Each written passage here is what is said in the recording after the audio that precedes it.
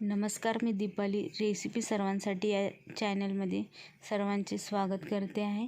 तर आज मी इथे मटणातली भाजी गावरान पद्धतीने कशी बनवायची हे दाखवणार आहे.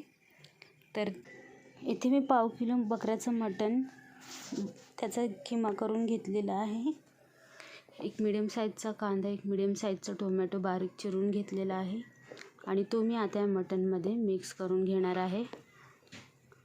आणि आता इथे 1 चमचा मीठ आणि पाव चमचा हळद घालणार आहे. तर आता हळद घातल्यानंतर मी हे मिश्रण व्यवस्थित चमच्याने मिक्स करून घेणार आहे.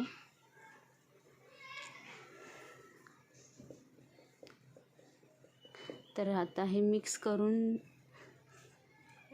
हे मिश्रण मी आता चमच्याने जे मिक्स केलं आहे ते व्यवस्थित असं मिक्स करते, जेणेकरून त्याच्यातील जे काय पाणी वगैरे मिठाने जे पाणी सुटणार आहे त्याच्यावरच मी हे मटण वाफवणार आहे. तर आता गॅसवर मी कढई ठेवलेली आहे आणि तुम्ही इथे पाहू शकता की इथे पाणी दिसते, जे की मी पाणी घातलेलं नाही आहे, ते त्याच्यातूनच मीठ वगैरे घातले त्यामुळे ते पाणी सुटलेलं आहे. तर 15 मिनटं मी हे झाकून ठेवलेलं आहे. 15 मिनटानंतर हे मटण 50% शिजून झालेलं आहे आणि याच्यामध्ये मी पाण्याचा वापर केलेला नाही आहे. तर आता हे मिश्रण मी हलवून पुन्हा 15 मिनटे झाकून ठेवणार आहे पाणी न घालता. आणि हे झाकून ठेवल्यानंतर अधूनमधून चेक करायचं आहे, जेणेकरून ते करपणार नाही. आणि मीडियम गॅसवर मी ठेवलेलं आहे. तर 15 मिनटे ठेवल्यानंतर येथे मी 7-8 हिरव्या मिरच्या, 1 मोठा लसूण पाकळी आणि आले घेतलेलं आहे. येथे मी मेथीची भाजी हाताने तोडलेली आहे, चिरलेली नाही आहे आणि ती धुवून घेतलेली आहे. तर अशा पद्धतीने हे मी जो मोठा लसूण घेतलेला आहे तो सोलून, आले 1 इंच आले घेतलेले आहे, 7-8 मिरच्या ह्या मी आता व्यवस्थित कुटून घेणार आहे. तर हे मी कुटून घेते, पर मिक्सरमध्ये बारीक करणार नाही आहे, कारण त्यासाठी मला पाण्याचा वापर करावा लागेल आणि मला पाण्याचा वापर न करता हे मिश्रण कुटून घ्यायचं आहे. त्यामुळे भाजीला खूप छान चव येणार आहे. तुम्हाला वेळ नसेल तर तुम्ही मिक्सरमध्ये बारीक करून घेऊ शकता, पर जर वेळ असेल तर शक्यतो कुटूनच घ्या, जेणेकरून भाजीला छान चव येईल. तर ही भाजी जी आहे ती जरा नवीनच आहे, म्हणजे तुम्ही खाल्ली असेल किंवा नसेल, पर जर खाल्ली नसेल तर नक्की ट्राय करा आणि याची चवही खूप छान असते. तुम्ही ट्राय केल्यानंतर तुम्हाला कळेल की ही भाजी किती छान लागते ते. तर अशा पद्धतीने माझा मसाला कुटून झालेला आहे आणि येथे मी पुन्हा एक मिडियम साईजचा कांदा आणि टोमॅटो बारीक चिरून घेतलेला आहे आणि येथे माझं मटणही 15 मिनटे झालेले आहेत. तर ते छान शिजलेले आहे आणि त्याच्यातील पाणीही आटलेलं आहे. तर आता हे मिश्रण तयार झालेलं आहे. आता याची आपण भाजी करून घेणार आहोत. तर पाणीही बऱ्याच प्रमाणात आता आटलेलं आहे.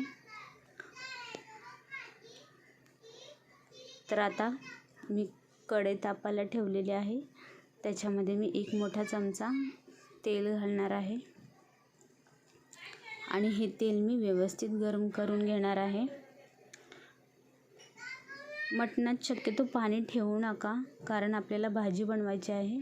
पाणी जास्त ठेवाल तर ते भाजीतलं पाणी आटायला खूप वेळ लागणार आणि कदाचित त्याची ग्रेव्ही टाईपही होऊ शकतं.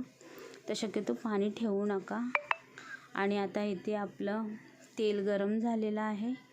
तर आपण या स्टेजला आपण याच्यामध्ये बारीक चिरलेला कांदा आणि टोमॅटो ते घालून घेऊया आणि ते व्यवस्थित हलवून घेऊया, भाजून घेऊया.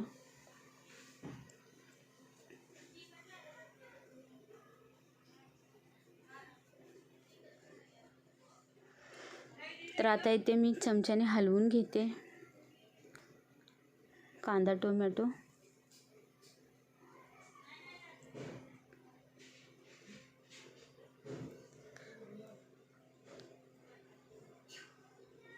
आणि हे आता भाजलेलं आहे. तर मी त्याच्यामध्ये आता जे मी कुटून घेतलेली आलं लसूण मिरचीची जी पेस्ट आहे, म्हणजे तो मसाला आहे, तो मी याच्यामध्ये घालते आणि मिक्स करून घेते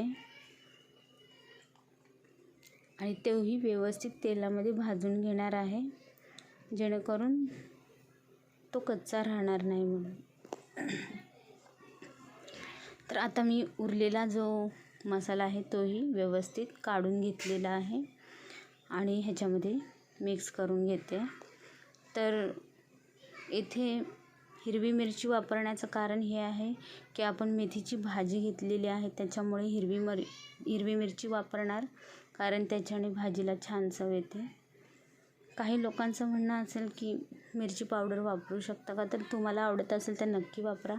पर जी चव भाजीला हिरव्या मिरचीमुळे येते ती कदाचित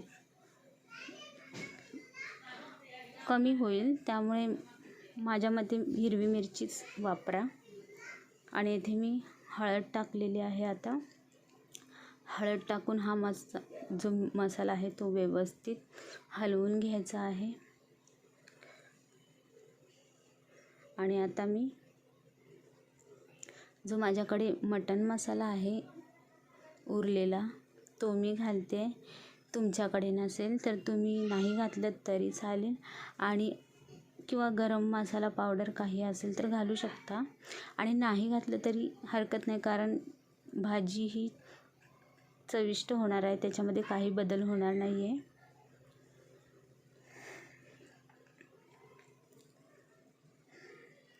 तर आता हा मसाला पूर्ण व्यवस्थित भाजून झालेला आहे.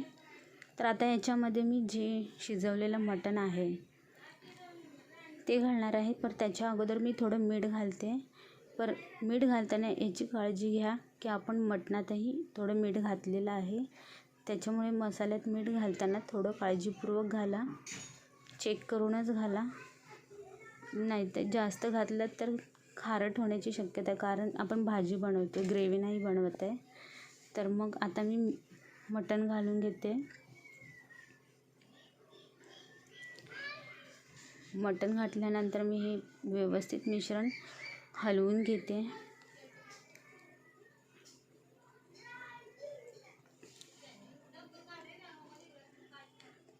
तर आता हे व्यवस्थित मी मिश्रण गॅसची जी आच आहे ती मिडियमवर आहे, जास्त फास्ट नाही आहे, कारण ते चिटकणार नाही, यामुळे मी मिडियमवर ठेवलेलं आहे. आणि आता हे या मिश्रणाला तेल सुटलेलं आहे, तर मी ह्याच्यामध्ये ही धुतलेली भाजी टाकते. आणि ही भाजी अर्धी टाकते मी, अर्धी नंतर घालणार आहे, कारण आता कढई पूर्ण भरलेली आहे, त्यामुळे मी हे चमच्याने अगोदर व्यवस्थित हलवून घेणार आहे. मटण आणि भाजी मिक्स करून घेणार आहे व्यवस्थित, आणि वाफेमुळे ही भाजीची क्वांटिटी कमी होणार, मग तेव्हा मी उरलेली भाजी घालून घेणार आहे. तर अशा पद्धतीने हळूहळू मी हलवत आहे, जेणेकरून भाजी खाली पडणार नाही आणि व्यवस्थित भाजी मिक्स होईल मटणामध्ये अशी. तर आता इथे तुम्ही पाहू शकता भाजी हळूहळू एकदम कमी कमी होत चालली आहे आणि व्यवस्थित मिक्स होत आहे. तर इथे घाई न करता एका हाताने म्हणजे पकड किंवा आपण एखादा टॉवेल वापरतो त्याच्याने कढई पकडूनच हे हलवून घ्यायचं आहे आणि घाई करायची नाही आहे. तर आता इथे मी शक्यतो पूर्ण भाजी अशी व्यवस्थित हलवून घेतलेली आहे आणि मटण आणि भाजी असं व्यवस्थित मिक्स झालेलं आहे.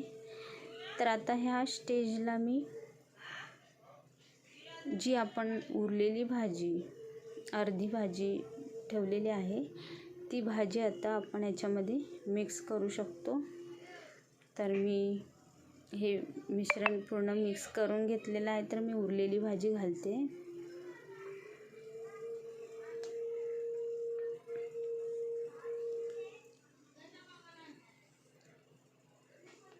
तर आता ही भाजी घातल्यानंतर पुन्हा मी त्याच पद्धतीने भाजी मिक्स करून घेते.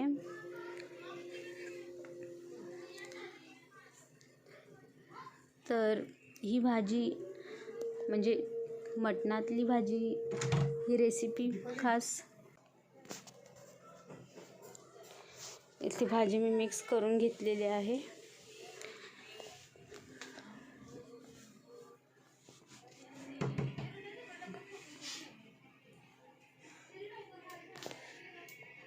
आता हे मी झाकून ठेवते 10 मिनटं.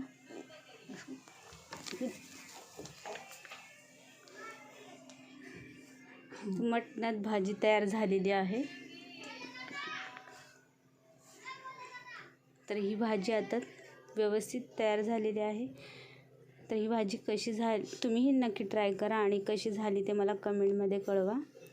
आणि माझ्या चॅनलला सबस्क्राईब करायला विसरू नका. व्हिडिओमध्ये काही कमी असेल तर नक्की सांगा. लाईक करायला विसरू नका. आणि आता ही भाजी माझी रेडी झालेली आहे. करा. तर इथे मी प्लेटिंग करून घेतलेली आहे. याच्यासोबत तुम्ही चपाती किंवा ज्वारीची भाकरी किंवा दुसरी नाचणीची, बाजरीची कोणतीही भाकरी खाऊ शकता. आज माझ्याकडे भाकरीचं पीठ नाही आहे म्हणून मी चपातीसोबतच आज ही भाजी घेणार आहोत. त्यामुळे